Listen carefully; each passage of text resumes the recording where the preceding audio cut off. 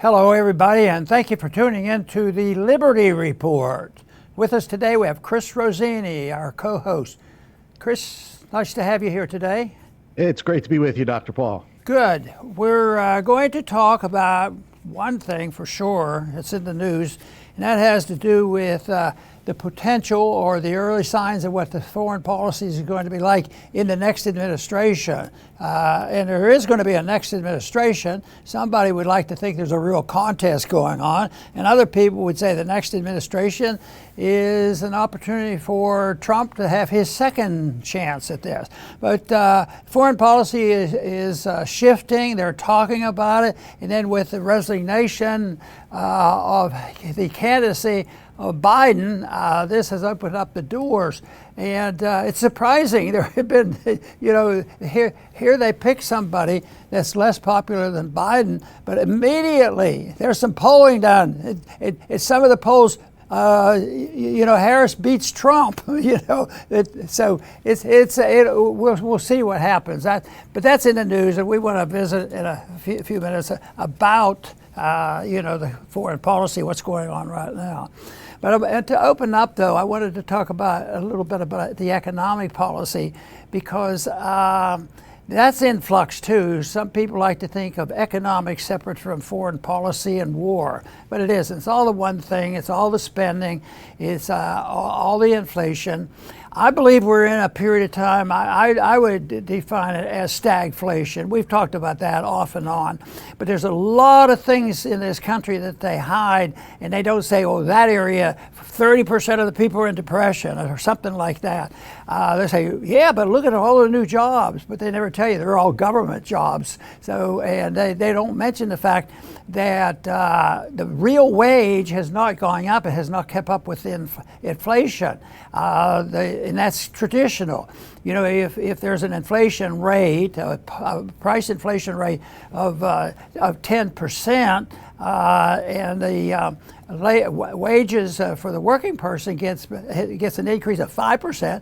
Used to be 5% increase in your wages, decent. But if it's less than the inflation, it doesn't work very well. I think that's what's happening a lot, because that is the big issue. And they say, well, yeah, but the numbers aren't that bad. And of course, there was one economic number today.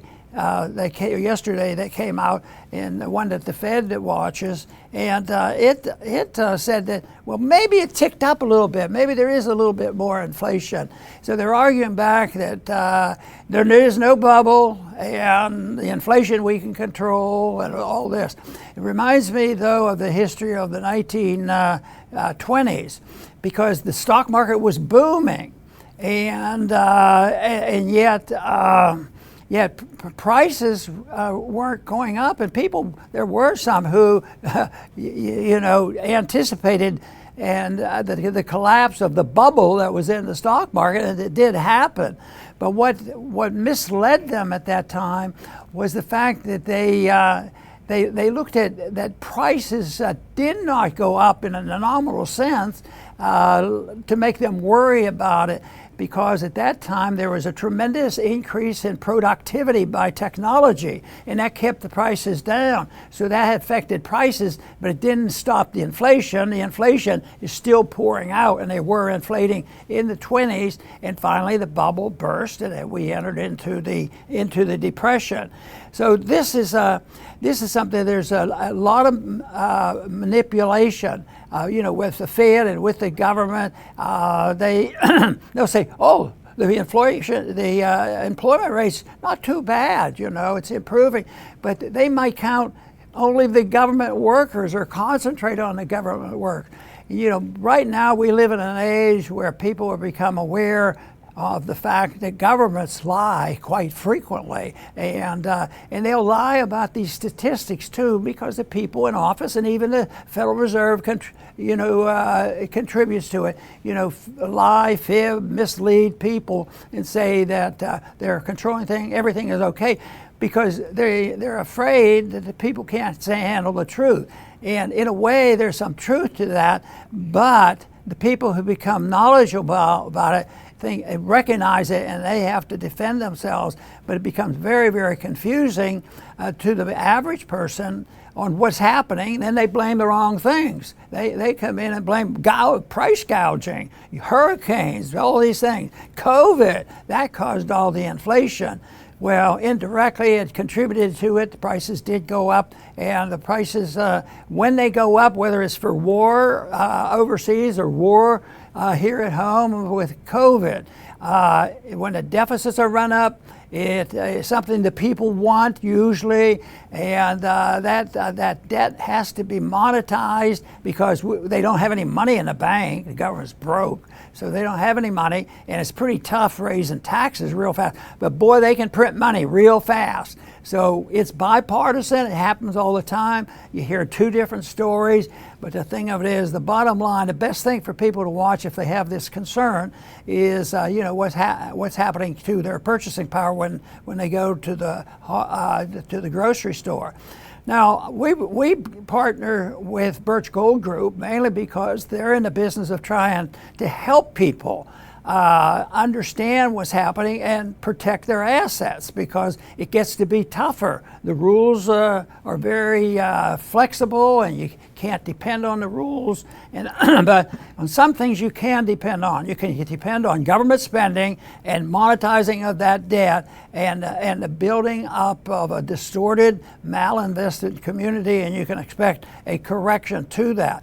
And one of the havens for this to try to protect against this has been gold. I became fascinated with the issue of gold as an important commodity back before even the gold standard broke down completely in 1971, because there were Austrian economists around before that warning what was coming, and we've limped along since, but we have built up trillions and trillions of dollars of debt and obligations. It's almost hard to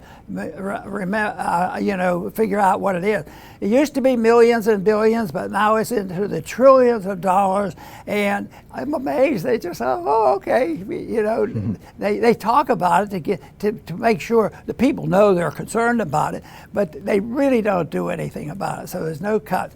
So Birch Gold helps you understand how you can invest in the precious metals and do that in a way that could be helpful tax-wise as well. So Birch Gold has offered some information, precise information of what you might do. So if you want to get this information, it doesn't cost anything to get the information, just try to find out what's going on. But if you text Ron 989898, they will send you some material and help along with this. And I believe that information is always important. I feel I've tried my best to understand the monetary system for a long time, but anytime somebody's knowledgeable and I can respect, I'm very interested in their opinion.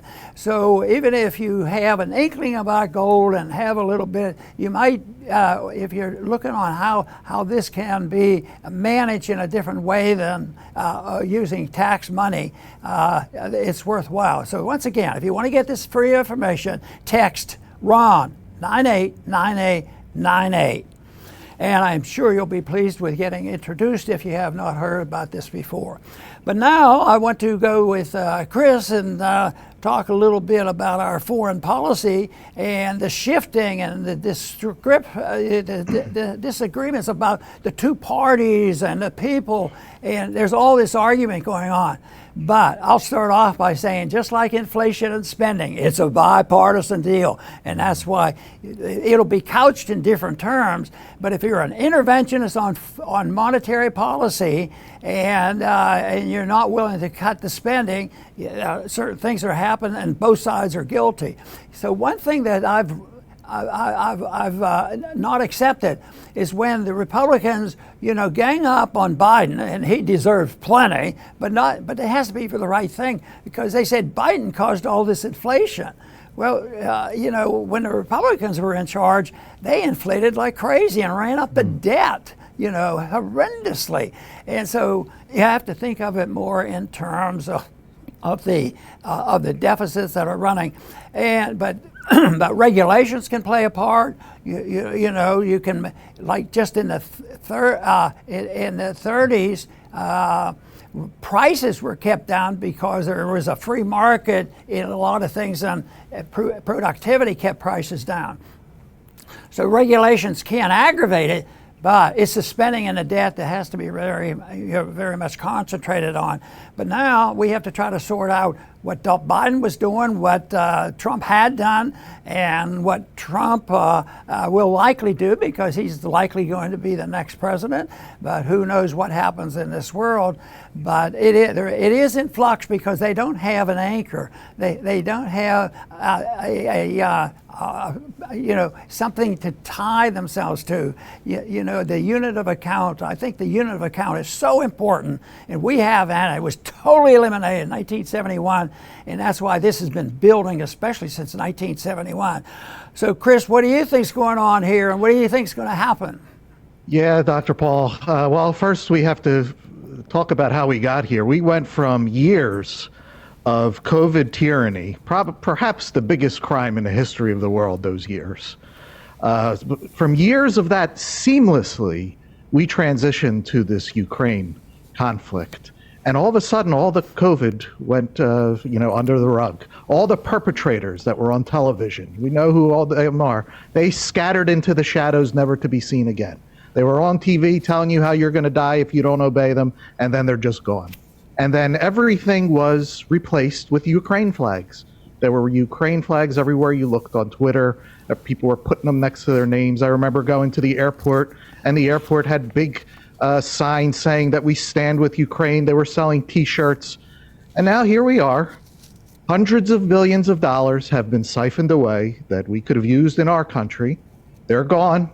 Ukraine lost, they really suffered the brunt of it. We took a financial hit, but they lost 500,000 people. Their country has been destroyed.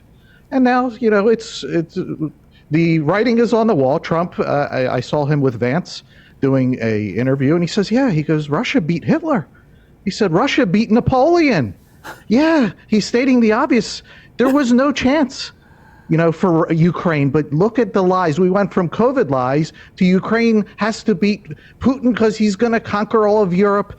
All of it was a lie, too. There was no chance. And now the reality is coming. And now we're starting to see narrative shifts again. Now we're shifting from Putin to everything is Iran. Iran here, Iran, and they're just seeding. They're planting the seeds in everyone's mind for what? Another war with Iran, which is by proxy Russia and China. They're not going to let Iran go up in flames. So we are very concerned about this narrative shift, because this is how they sweep Ukraine under the rug, by putting your attention on Iran, and this is very dangerous. And one additional fact that once they do that, and they said it bluntly, that's reduce our obligation in Ukraine, because we have to change our position. We have to worry about China and all these other places. So they're looking for one, and they're looking to Iran. But there's been a concerted effort to get to Iran, China, Russia. There's always an enemy out there, and that's part of the system. But the founders, and one of my big beef is that how we go to war. We carelessly go to war. How to stop a war? Just think about what Chris was just telling us about the disaster in Iran.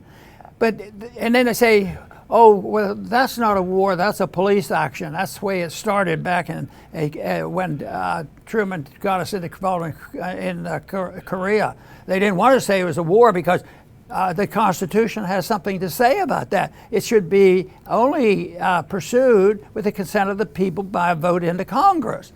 Well, that's when they decided that these aren't wars, these are just police actions, and this is just our moral obligation to restore order. And they don't tell you what disorder they actually end up with. And so it's the way the founders knew about this, how important it was about keeping out of war, and that's why they made it where the people had to have a vote through the Congress. but the wars pursue anyway. So that's a big deal. The fact that we have all these wars, and you end up with things like Afghanistan, 20 years of it, and Iraq, and just go on and on. Syria, we still have troops in Syria. It just goes on forever. But then the other thing is the people get tired of paying for this, and they're unable to because it will exhaust the nation. Now, we still look like we're very prosperous, and we still have a lot of wealth, but it's on borrowed money. Every individual in this country could have a really high lifestyle if everybody got $1 million a month, for 6 months, and then it would all collapse or something like that. So yes, it looks like we still have a lot of wealth, and we're living off that, and that's always being threatened through inflation. But if we had a sound monetary system, which the founders gave us, it would be very difficult to fight all these wars. And we'll have to quit. All empires end by stretching themselves too far outside of the perimeter, and they go broke, and then they have to pull back on their empire. But the other thing is, the founders did not institute a military draft. That's excluded, and they fought over in 1812. They were fighting over draft coming up. But now we're back at it. We just had an automatic drafting register. Everybody was 18 years of age. So what are they planning this for? It was a draft. There was registration for 18-year-olds, but if you didn't go, it wasn't enforced and that sort of thing. But now there is an emphasis. I think in order to make this point, what would it be like if we said we can't go to war unless the people who would have to fight would decide. The 18-year-olds between 18 and 25, let them vote or want them to go to war. Because I am convinced the people who suffer through this, yes, there's a few warmongers and they love the atmosphere of war, but most of them, especially in Vietnam, did everything in the world to try to avoid that. But it had to do with the draft, and the draft is a violation of liberty.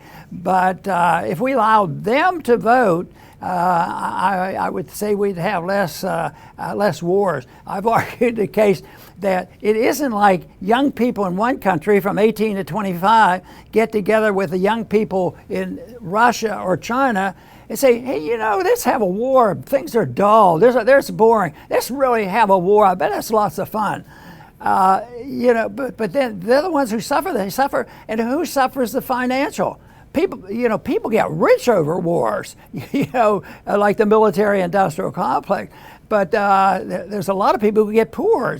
The one who really suffers are the people who suffer injury and death, from the illegal wars. But if they look for the cost, who's paying this? It's the middle class. The very thing that's going on right now, the number one issue is the cost of living. And the cost of living is really based on both, welfare at home, welfare abroad, and militarism and all this. But what if we just, cut it out of the military? As people say, well, we wouldn't be safe. Well, I don't think we're very safe now. I mean, we can't even protect a presidential candidate, and they're there, hundreds and hundreds of people and millions of dollars, and governments can't really protect us, and that's their whole goal, is to protect us economically and socially and all the other things, and make sure we get a good education and we have perfect medicine. This is not the case, so we can't have that much dependency, on the government taking care of us. That's an excellent point, Dr. Paul, that they can't even protect the president. And yet, as you mentioned, we have bases in Iraq, in Syria. Why are my countrymen over in Iraq and Syria? That's not the United States. You're not defending us out there, and I'm not blaming them. They're sent there, but they don't belong there. And this week, we saw that they're being attacked at those bases. They're sitting ducks out there. They're needlessly placed in danger. They should be here in America defending America. So there's these tripwires for war, because guess what? If something happens out there, they can say, oh, we have to go to war out there in order to avenge this. But they don't belong out there. They're placed in danger. Their lives are valuable. They don't belong in danger. you know? So, and also we have, this last week, some protesters, who knows who, was spraying, painting on Hamas, on statues, and burning a flag. And all of a sudden, conservatives are losing their mind, and they're talking about Iran. This is what I mean, this narrative shift to Iran. These are psychological events to get people, enthusiastic about yet another war. And this is how it works. Unfortunately, the people that want to drag us into war, they are very experienced at this. This is not anything new. Hermann Göring was a Nazi military leader at Nuremberg. He confessed. He said, naturally, the common people don't want war. But after all, it's the leaders of the country who determine policy. And it's always a simple matter to drag people into war.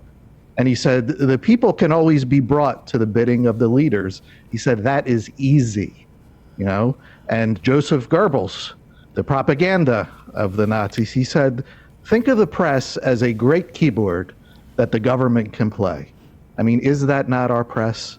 It is a propaganda keyboard that the government plays. And if they want Ukraine, they'll just bombard you with Ukraine. You'll see it everywhere you look. And if they want Iran, they're going to bombard you from every single angle to get you to, at least, even if you don't protest against it, it's just, all right, whatever, go along with it. They don't need your full-throated support, just enough to where you don't protest against it and you're not against it. So this is the opposition that we face. They're very good at this. They've succeeded many times. But, a war with Iran is not going to be like any of the other wars we've had. This is a serious enemy, and that has serious backers that can defeat us. And that's, that we should always be mindful of that. Very good. There's a lot of activity going on in demonstrations here in a discussion of foreign policy with Biden and Harris and Trump. Everybody's wondering about what will come. But they're trying to deal with, the conflict that Democrats have to deal with it mostly, and that is the traditional foreign policy that the Democrats wanted, with really negligence of the Palestinians and token support for Israel. But now, all of a sudden, with this war lingering on, there are some people, that argue the case that Palestinians have a right to demonstrate and make these points. And I'd be in that category. I think some of the things that are going there would annoy me if I was a Palestinian and my property was taken from me. But what happened, though, is that the rhetoric grew and grew and grew, and the hatred grew, and the killing kept growing. So what we had was other groups joining in. So let's say there are some people in this country that are Palestinian oriented and are supportive of Palestine. They all of a sudden found out that they were getting support from really bad people. And I think just like here at home, the cultural Marxists move into cultural and economic problems here to bring on the chaos. That's how we're going to get Marxism in here. And I think this is what's happened out there, because some people will be sympathetic to the demonstrations and protection of civil liberties of those who want to demonstrate, I guess what's happening in the Middle East. At the same time, all of a sudden it gets really, really violent, and some of the things just went on this weekend. And I think what happens is the demonstrators, well motivated, and maybe the majority, will be invaded, and some people will take advantage of it to join in. They have their griefs too, but their griefs might be much more serious and more targeted at the permanent chaos in this country, so they can usher in a new age of terrorism. Excellent, Dr. Paul. I'll finish up with my closing thoughts. We need to take care of America and America only, and we need this very badly. Otherwise, this philosophy that we've been following, this empire, it's going to lead us to total bankruptcy and perhaps devastating and finishing war. I mean, that's what we're actually faced with, whether we realize it or not. And we better hope, assuming he wins, that President Trump does not want this. I don't think he wants war with Russia and China. That's just my thought. I don't know him. Only he knows what's in his mind and in his heart. And a war with Iran would bring that. So we better hope that President Trump does not want war with Iran. Our country is nothing like it was back in World War II when we were victorious. All of the advantages are gone. We had all the gold at that time. Today, Russia and China are, up to their eyeballs in gold. We manufacture nothing. China manufactures everything. We were a actual creditor nation. We were the creditor of the world. And today we are 35 trillion in debt. And we had the dollar reserve, and country after country are ditching the dollar. They're going with their local currencies, trading with Russia and China in their own currencies. We are in zero position to get into any type of world war. We need to rebuild what has been destroyed in this country. And, when you looked at Congress the other day, when they gave all those standing ovations, I read that they gave more standing ovations to Netanyahu than Kim Jong-un receives in his own country. That's how many they gave him. Now, there were no U.S. troops sent to Ukraine, thank God. Despite all the devastation, I feel so bad for the Ukrainians, American troops were not sent there. But if we're called to get into a war with Iran for Israel, do you think our Congress is going to say no to a draft or to sending troops to that war? You better think about it hard and look at how they are. Do you think they would send Americans for Israel out there? It's very possible. This is a great danger that we are facing, and it all really hinges, again, assuming that he wins, on where Trump's mind and where his heart lies. Very good, Chris, and I hope our viewers take note of your warning because it's very appropriate. The whole idea of America First is very, very attractive, but I think at times it can get very distorted. The enemy that does not want, let's say America First does emphasize, less war and minding our own business and not empire. There's some people who don't want that to happen, so they have to distort the whole principle of thinking in those terms, because if they do this, they have to destroy the principles, because there was a time when America First meant promoting liberty and independence and taking care of ourselves and staying out of wars, and that was very important.